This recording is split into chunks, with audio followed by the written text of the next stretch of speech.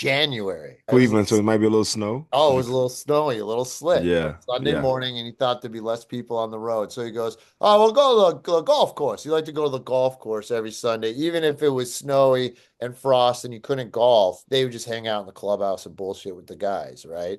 Okay. So I remember we're driving, and it's like 20, 30 minutes, and I'm like, "Oh boy, this is all right. It's going all right." And we're coming up, and I don't know really where this is. And he's like, "Okay, coming up here, you make a right. You make a right." I quickly turn it, and I'm sliding, and there's the driveway on both sides, and in the middle is like the sign and whatever, and a tiny little pole, probably like 3 feet high.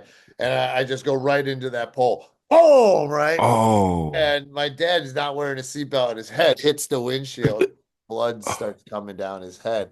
And I'm like, the pole put like okay, a perfect okay. little wraparound dent in the bumper of the car, right? And my dad cracked the windshield with his head, right? He backs it up and he gets it ready. And I'm like, oh, and I go, so we're gonna go see your friends now? He's like, hell no, I got to see your friends. Just hit the sign. Let's get the hell out of here. And I'll never forget this. This is a very good lesson. My dad, Oh, that's he goes, all right, well, drive us home.